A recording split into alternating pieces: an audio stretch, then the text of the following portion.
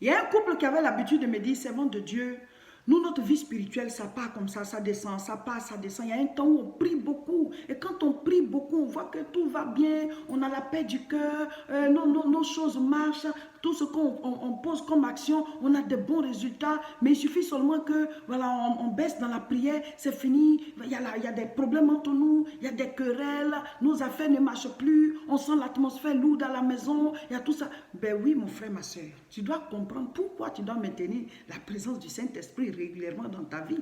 Ça veut dire que la présence du Saint-Esprit vacille dans votre foyer, ça vacille dans votre vie. Donc quand le Saint-Esprit est là en permanence, tout va bien. Mais après quand vous mettez en veilleuse la présence du Saint-Esprit, ben alors les ténèbres aussi viennent envahir la maison et l'atmosphère est gâtée. C'est normal parce que c'est la parole qui est la lumière. Donc il est important que vous puissiez comprendre pourquoi et comment maintenir la présence du Saint-Esprit. Et nous allons expliquer à la croisade de ce samedi 13 juillet à Aubervilliers. Le thème, c'est comment maintenir la présence du Saint-Esprit. Pour que vous ne puissiez plus aller en dents de scie, on monte, on descend, on monte, on descend, et que votre communion avec Dieu soit comme ça, voilà, constante.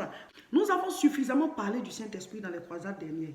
Nous avons parlé aussi du Saint-Esprit dans les différentes vidéos que nous avons mises en ligne. Allez, vous qui n'avez pas suivi, allez-y et vous écoutez les enseignements pour que vous puissiez être à jour avec nous. Alors, maintenant que vous avez reçu le baptême du Saint-Esprit, maintenant que vous avez appris qui est le Saint-Esprit, maintenant que vous cherchez à rentrer en contact avec lui, on doit vous apprendre comment maintenir sa présence de manière régulière et permanente dans votre vie. Parce qu'il y a des résultats, il y a des bénéfices au fait que le Saint-Esprit soit avec nous régulièrement. Pourquoi on doit maintenir sa présence, mon frère, ma soeur? Il faut que je t'explique afin que tu puisses maintenant apprendre comment maintenir sa présence dans ta vie. Vous qui êtes en Europe, on fait les croisades à Paris une fois par mois. L'adresse est 29 rue Sadi Carnot 93 300. C'est de t'organiser chaque fois. Parce que dès qu'on finit la croisade, quand on met les vidéos, puis on met les photos, on met en même temps la date de la prochaine croisade. La vie, là, il faut la planifier. Ah, ces rencontres-là, ça édifie. Madame Seka, quand on écoute ces vidéos, on sent la flamme. Nous avons la chance d'être en Europe. Mais nous pouvons aller à la croisade chaque mois afin de prendre cette flamme. Nous, on la prend où? On la prend chez Dieu. Donc vous aussi, venez dans la présence de Dieu, vous allez la prendre. On n'est pas né enflammé. C'est à force de chercher Dieu qu'on l'a trouvé. Et Dieu, on ne le trouve pas complètement. Tu trouves un peu aujourd'hui, ainsi de suite, tu continues de le chercher. Il dit, cherchez-moi, je me laisserai trouver. Mais Dieu, il est éternel. Donc chaque jour, il te révèle un aspect de sa personne. Donc nous, c'est parce qu'on continue de le chercher et c'est ça qu'on veut vous transmettre. Mais ce n'est pas un être humain qui va te donner cela. C'est dans l'atmosphère où Dieu est. Il y en a qui ne viennent pas au séance de prière. Mais ils disent, Seigneur de Dieu, prie pour moi au téléphone. On peut prier, oui. Mais quand tu es dans la présence de Dieu, toi-même, tu vas recevoir ce que tu veux que nous, on te donne. Tu vas recevoir ça directement.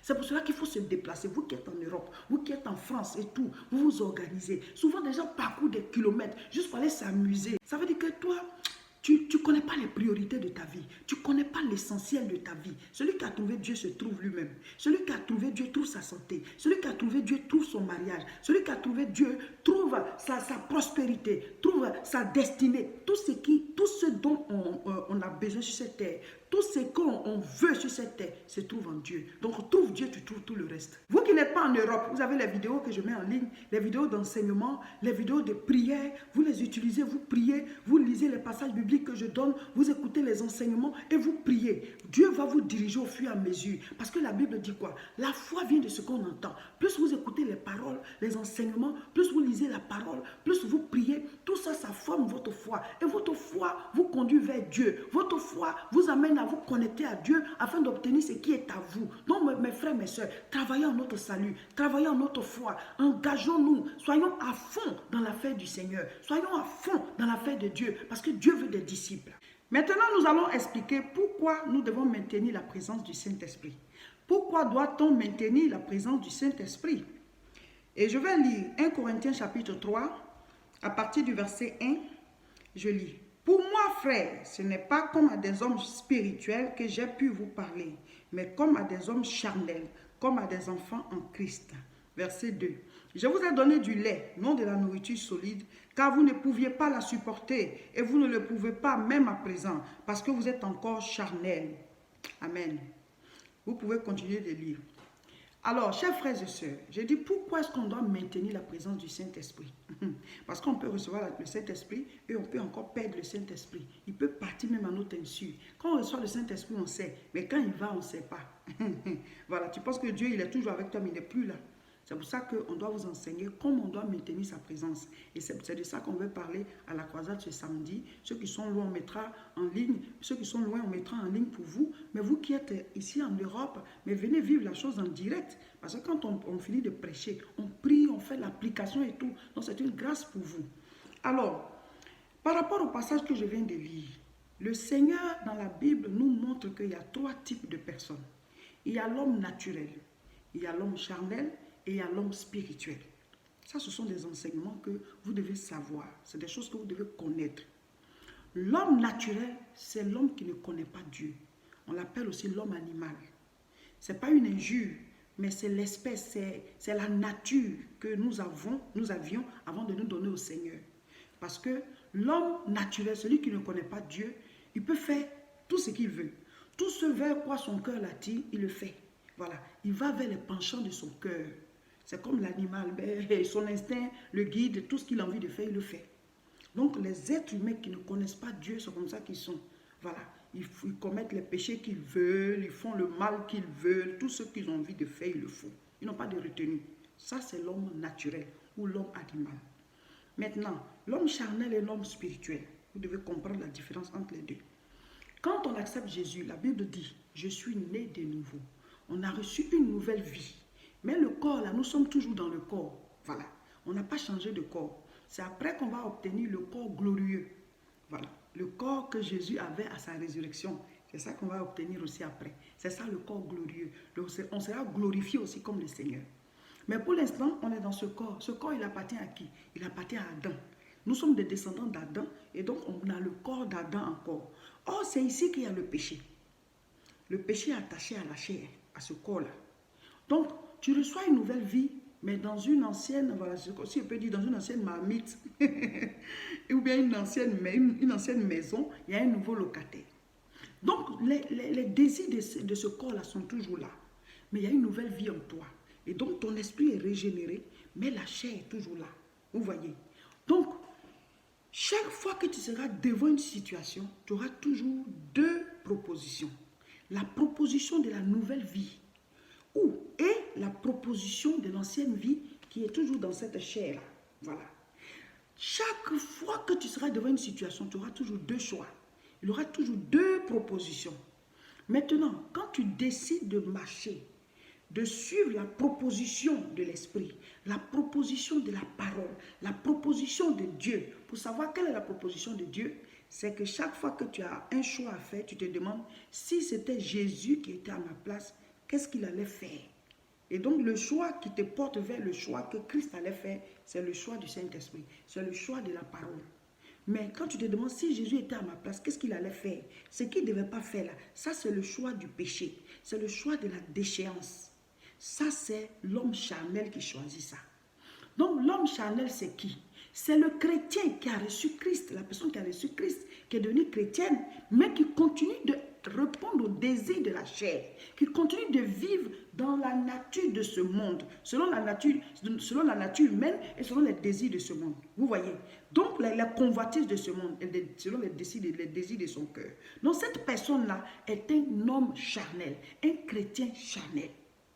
Maintenant, la personne qui a accepté Jésus et qui marche selon les lois de la parole, ça c'est un homme spirituel. Alléluia. C'est un homme spirituel. Romains chapitre 8, verset 14. Car tous ceux qui sont conduits par l'Esprit de Dieu sont fils de Dieu. Donc, on est enfant de Dieu quand on reçoit Christ. Car à tous ceux qui l'ont reçu, la parole a donné le pouvoir de devenir enfant de Dieu. Jean chapitre 1, à partir du verset 12 jusqu'au verset 13, lesquels sont nés, non du sang, ni de la chair, ni de la volonté de l'homme, mais de Dieu. Donc quand on accepte Jésus, on est né de nouveau, on devient enfant de Dieu. Mais un enfant ne jouit pas de tous les droits. Il faut devenir un fils. L'héritage appartient au fils. Vous voyez? Donc quand toi maintenant, tu te laisses conduire par l'Esprit de Dieu, tu es un homme spirituel. Et c'est l'homme spirituel qui obtient les clés du royaume. Il a dit à Pierre, tu es Pierre, je te donnerai les clés du royaume. Donc, tant que Pierre restait Simon, il ne recevait pas les clés. Il devait devenir Pierre, recevoir les clés du royaume. Or, quand tu as les clés, quand tu lis, c'est lié. Quand tu délies, c'est délié. Ce que tu dis arrive à l'existence. Tu as tous les droits de ton père parce que tu es un fils, alors tu prends l'héritage. Donc, pourquoi on doit maintenir la présence du Saint-Esprit dans notre vie? Ça fait de nous des hommes spirituels. Et l'homme spirituel, il jouit de tous les droits dans la maison du Seigneur. Mais l'homme charnel, il est chrétien, mais il vit selon les œuvres de ce monde, selon les lois de ce monde. Et s'il ne change pas, si Jésus vient, il n'est pas sauvé. Donc, c'est quelqu'un qui est à la limite, en fait. Donc, maintenir la présence du Saint-Esprit, c'est vivre la vie du royaume sur la terre. C'est pour ça que nous disons, vous qui êtes en Europe, soyez à la croisade ce samedi. On va vous enseigner comment on maintient. Parce que là, je vous ai expliqué pourquoi on doit maintenir. Maintenant, comment tu dois maintenir la présence du Saint-Esprit dans ta vie. Voilà. Et ceux qui ne sont pas là, qui sont loin, on mettra en ligne après les résumés des messages. Mais vous qui pouvez venir le vivre en direct, mais déplacez-vous. Ne vous faites pas prier pour des choses qui peuvent vous... C'est-à-dire, courez vers la foi. Courez comme la femme qui avait la peur des sangs. Je vais aller toucher le bord de son vêtement. Bartimée a commencé à crier. Il y a des choses qu'on arrache. On arrache. Je m'en vais prendre. Je m'en vais obtenir ceci parce que j'ai besoin de ça pour ma vie. Donc, la solution à ce couple-là, c'est d'apprendre à maintenir la présence du Saint-Esprit en permanence dans leur vie. Si chacun d'eux maintient la présence du Saint-Esprit, si chacun d'eux ensemble ils maintiennent la présence du Saint-Esprit, ben, il aura toujours la joie chez eux, il aura toujours l'harmonie entre les deux et leurs affaires vont continuer de marcher. Ce qu'il leur faut, c'est d'apprendre à maintenir la présence du Saint-Esprit. Puisque leur vie va comme ça monte, ça descend. Donc ils savent obtenir, appeler la présence du Saint-Esprit, ils savent attirer la présence de Dieu, mais ils ne savent pas la maintenir en fait. Et c'est ce qu'on veut vous apprendre ce samedi. Voilà. Donc ceux qui seront là, ils vont bénéficier de cela. Les autres, vous allez avoir le résumé, mais venez vivre en direct, c'est mieux comme ça, vous avez tout. Et après ça, on va faire la prière d'application. Donc, tous à Aubervilliers ce samedi 13 juillet à partir de 14h30. Et venez vite, hein, parce que maintenant, il n'y a plus de place pour ceux qui viennent en retard. On se débrouille pour coincer, mais il y a tellement de monde, donc venez vite. Ce sont désormais des moments des rencontres de réveil spirituel. On voit que Dieu est en train d'aller quelque part avec nous par rapport à ces croisades-là. Donc, il ne faut pas les rater. Venez prendre la flamme, venez prendre le renouvellement spirituel. Et le Seigneur, désormais, il fait des miracles. Il y a tellement de témoignages qu'on obtient. Il y a des guérisons qui commencent à partir de la croisade et après les gens viennent nous rendre témoignage. Il y a des déblocages de situations. Il y a des déblocages au niveau des célibats. Les gens se marient. Il y a des déblocages au niveau de l'enfantement. Les gens ils reviennent avec les bébés pour faire les témoignages. Donc vous, si vous voulez rester là-bas, c'est votre problème. Hein? Venez toucher la robe de Jésus. Nous tous, on s'en va toucher. Amen. Donc déplacez-vous tous à Aubervilliers ce samedi 13 juillet à 14h30. L'adresse 29 rue Sadi Carnot 93 300. Puissance, puissance, puissance. Chaque mois, nous faisons ces croisades-là. Donc, dès qu'on va finir, on va annoncer la date du mois, la croisade du mois d'août. Prends la date et organise-toi. Amen, amen, amen. Cet enseignement fait partie de notre mouvement devenir un vrai chrétien. Il est important d'être un vrai chrétien, mon frère, ma soeur. Il ne faut pas être un chrétien, voilà, un pied dedans, un pied dehors, comme j'ai l'habitude de dire, païen, un peu de chrétien, un peu de païen, ça ne sert à rien. Ça veut dire que tu es un chrétien charnel. Voilà, il faut être un chrétien spirituel, un homme spirituel. Un homme naturel, c'est celui qui ne connaît pas Dieu. Un homme charnel, c'est celui qui a connu Dieu, mais qui continue de vivre selon les choses de ce monde. Et un homme spirituel, c'est celui qui a connu Dieu, qui marche selon les lois du Seigneur tous les jours. Et celui-là, c'est celui qui rentre en possession de l'héritage. Amen. Donc, soyons des hommes et des femmes spirituels et continuons le mouvement de devenir un vrai chrétien jusqu'au bout avec ces enseignements et ces croisades et ces retraites spirituelles que nous faisons. Nous faisons les cultes tous les dimanches au niveau de Tourcoing. Tourcoing dépend de la métropole européenne de Lille. C'est tous les dimanches à partir de 10h jusqu'à 13h. Vous tous qui êtes dans le nord de la France, vous qui êtes à Lille, dans toute la métropole, ben ça tombe bien. Madame Seka et son époux, le pasteur, le révérend Roger Seka, nous faisons les cultes à Tourcoing. Voilà. Donc venez au culte, prenez l'adresse, prenez aussi le contact et appelez-nous. Nous avons des retraites spirituelles qui se font au niveau de Tourcoing. La prochaine, c'est du 24 au 25 août. Il est important de s'éloigner de certaines occupations, de certaines réalités, pour venir dans la présence de Dieu, chercher voilà, une certaine relation, une intimité par les enseignements, des temps intenses de prière, de prière, de prière. Vraiment, venez aux retraites spirituelles au niveau de Tourcoing. Appelez-nous à ce contact, vous avez votre hôtel à louer. On vous donne toutes les informations et on se retrouve du 24 au 25 août. Abonnez-vous à mes différentes chaînes, là où vous me me recevez, si c'est sur YouTube, vous cliquez sur s'abonner. Et si c'est sur Facebook, vous cliquez sur le doigt au-dessus, là où ils ont écrit j'aime. Et surtout, il faut partager pour aider vos amis et vos connaissances.